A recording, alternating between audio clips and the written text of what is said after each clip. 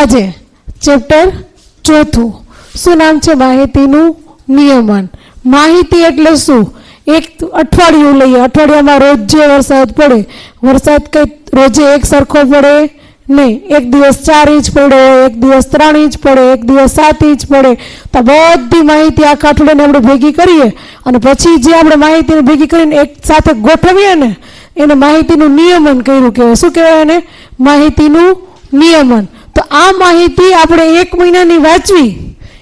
આ તો અઠવાડિયાની વાત કરી. તો મારે 1 મહિનાની આખા મહિનાની માહિતી ભેગી કરી અને માહિતીને મારે વાંચવી કે આ દિવસે આટલો પડ્યો, આ દિવસે આટલો વરસાદ પડ્યો. એની બદલે હું એના આલેખ દોરી દઉં.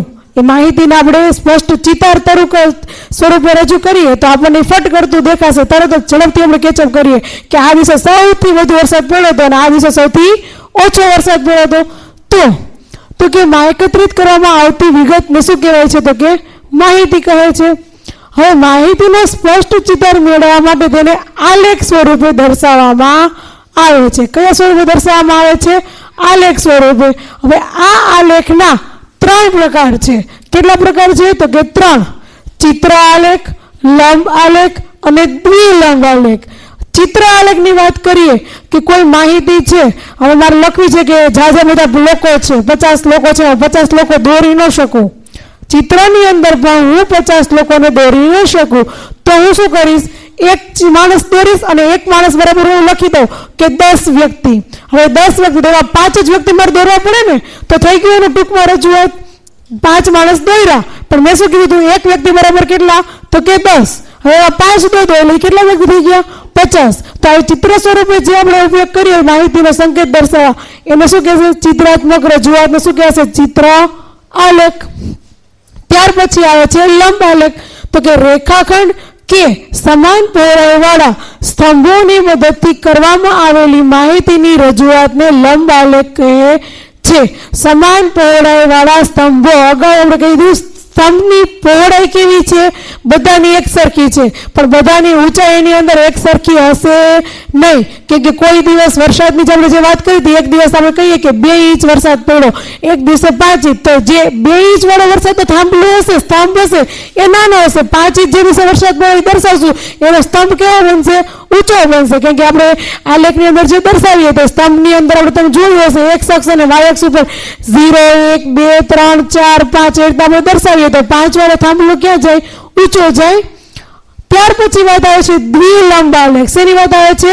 દ્વિલંબ આલેખ. તો કે જે લંબ આલેખમાં 2 પ્રકારની માહિતી એક સાથે દર્શાવવામાં આવે તેને દ્વિલંબ આલેખ કહે છે. હવે દ્વિલંબ આલેખની હું તમને ઉદાહરણ આપું તો કે જૂન મહિનો અને જુલાઈ મહિનો બંને મહિનાનો મારે વરસાદ સાથે દર્શાવવો છે. જો જૂન મહિનામાં કેટલા દિવસ આવે? તો કે 30 દિવસ આવે. જુલાઈ મહિનામાં કેટલા દિવસ આવે? તો કે 31 દિવસ. મારે પણ 30 દિવસનો બંનેના 30 દિવસનો વરસાદ દર્શાવ્યો છે. તો પહેલી તારીખે જે દર્શાવો તો એક દિવસે જૂન મહિનાની પહેલી તારીખે 2 ઇંચ વરસાદ પડ્યો હોય અને જુલાઈની પહેલી તારીખે કેટલો પડ્યો હોય? માની લો કે 3 ઇંચ પડ્યો છે. તો બંને પહેલી તારીખને જે બંને આલેખ મારે સાથે દર્શાવવા હોય તો શું દર્શાવું? બંને આલેખને બાજુ દર્શાવું. નીચે નામ આપું ખાલી 1 તારીખ, બરાબર? તો એના બંને આલેખ એકી સાથે દર્શાવવા આપણે. એ રીતના 2 તારીખ. તો કઈ 2 તારીખ? તો કે જૂનની અને જુલાઈની. એ રીતના 3 તારીખ. તો કોની? તો કે જૂનની અને જુલાઈની. એ રીતનો જે આખો આલેખ તૈયાર થાય કેવો કહેવાય? દ્વિલંબ આલેખ કહેવાય છે. હવે આ આલેખ દ્વિલંબ આલેખ સુધી આવ્યું. હવે આપણે આની અંદર ભણવાનું છે વર્તુળ આલેખ. શું ભણવાનું છે? તો કે વર્તુળ આલેખ. હવે આ વર્તુળ આલેખની આપણે વાત કરીએ તો કે માહિતીને વર્તુળાકાર સ્વરૂપે આપણે દર્શાવાતી માહિતીને શું કહેવાશે? વર્તુળ આલેખ. અત્યાર સુધી આપણે વાત કરી સ્તંભની, હવે વાત આવી વર્તુળની. તો આલેખને વર્તુળમાં દર્શાવાય? તો કે હા, વર્તુળમાં પણ દર્શાવી શકીએ આલેખ સ્વરૂપે. કેવી રીતે? તો કે વર્તુળ આલેખને બીજું નામ શું આપ્યું છે? એક તો પાઈ ચાર્ટ. શું નામ આપ્યું છે? તો કે પાઈ ચાર્ટ. હવે પાઈ ચાર્ટ પર માહિતીનું નિરૂપણ 2 સ્વરૂપે કરી શકીએ. કેટલી સ્વરૂપે? 2 સ્વરૂપે. એક તો છે ટકાવારી સ્વરૂપે અને બીજું છે ખૂણાના માપ સ્વરૂપે. હવે ટકાવારી સ્વરૂપે આપ્યું હોય, માની લો કે હંમેશા ટકાવારી આપણે શોધીએ, આપણે પણ માર્ક આવ્યા હોય ને, માર્કની આપણે ટકાવારી શોધીએ તો ટકાવારી કેટલા શોધીએ? હંમેશા 100 વડે શોધીએ. તો ટકાવારી એટલે હું એમ કહું કે 100 લોકો છે હવે 100 લોકોમાંથી 40 લોકો છે એને રમત ગમત જોવી ગમે છે, તો એ ટકાવારીમાં મારે શોધવું છે. તો મારે શું કરવાનું, તો કે અહીંયા જે ટકા આપેલા હોય અને એમાંથી અંશમાં ફેરવવાનો આવશે, અને અંશ આપેલા હોય તો ટકાવારી શોધવાની આવે. પણ માહિતીમાં આપણને ક્યાંક સંખ્યા તો જોશે ને, કોઈક ને કોઈક સંખ્યા જોશે. હવે એ કોઈ સંખ્યા મેં તમને આપી 100 લોકો. શું આપ્યું ઉદાહરણ મેં?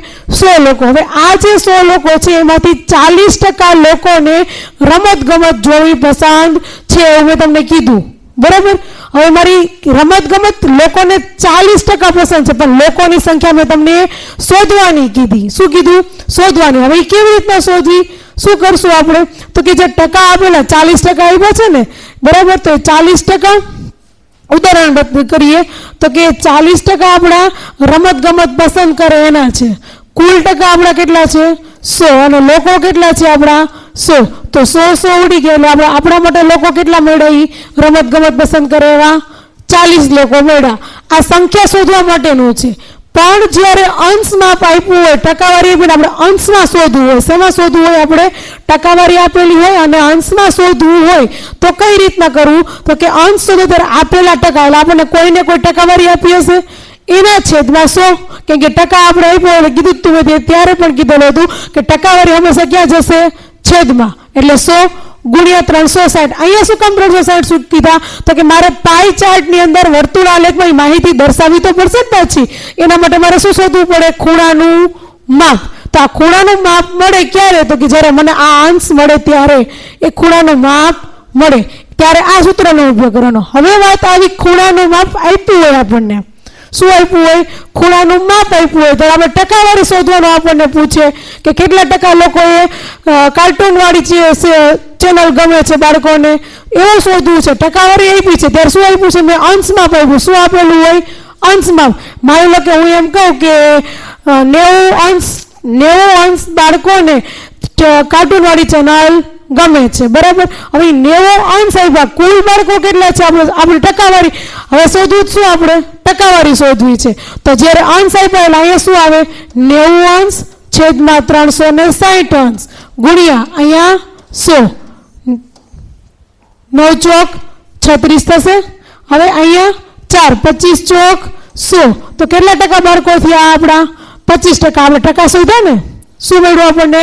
ટકા. આવું ખાલી ઉદાહરણ આપું છું. શું આપું છું અત્યારે? ઉદાહરણ. ત્યાર પછી આપણે જોઈએ કે પાઈ ચાર્ટમાં કુલ હંમેશા વર્તુળનું જે કેન્દ્ર હોય ને, આપણે વર્તુળ દોરીએ, આ વર્તુળ દોરીએ એનું જે કેન્દ્ર હોય, કેન્દ્ર પાસે હંમેશા એ કેટલાનો ખૂણો બનાવે? તો કે 360 અંશનો ખૂણો બનાવે. હવે વાત કરીએ છીએ આપણે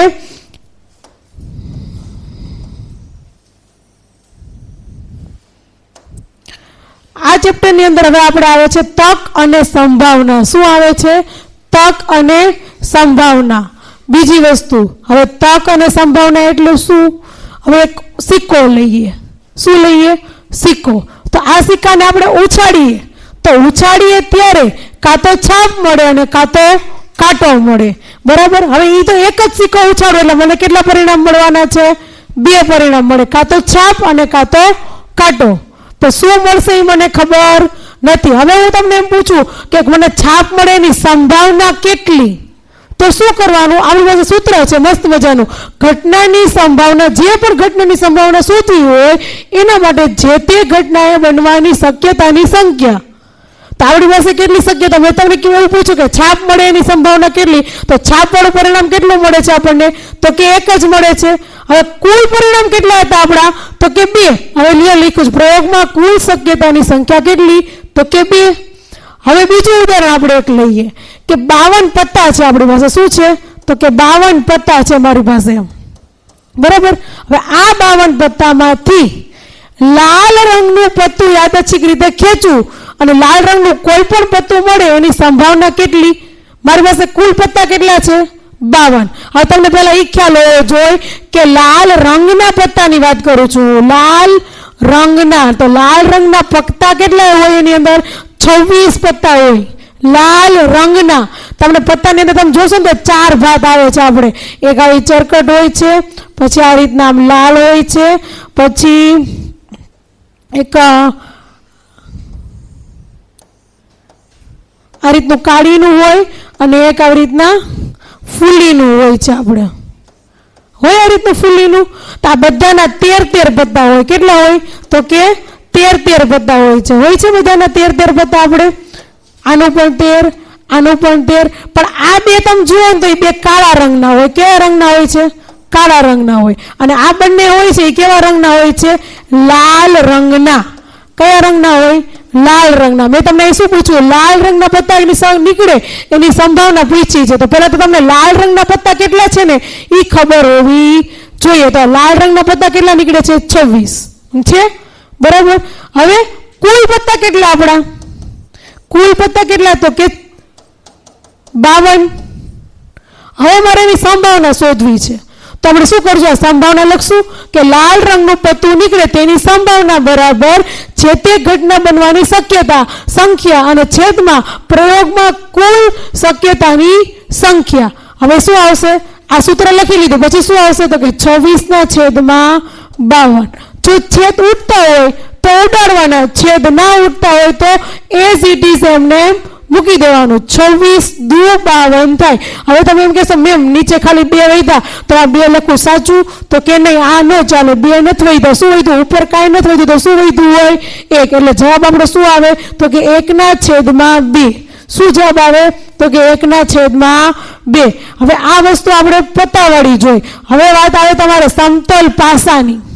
શેની વાત આવે છે આની અંદર? બીજું એક તો કે સમતલ પાસાની. હવે જે સમતલ પાસો હોય, તમે જે સાપસીડી રમતા હોય ને એ સમતલ પાસાની અંદર 6 બાજુ હોય. કેટલી બાજુ હોય છે? 6 બાજુ હોય. બરાબર. આ 6 બાજુ એમાં એક સપાટી ઉપર એક બિંદુ હોય, બીજી સપાટી ઉપર 2, 3, 4, 5 અને એમ ટોટલ 6 બિંદુ વાળી 6 સપાટી હોય. કેટલી સપાટી હોય?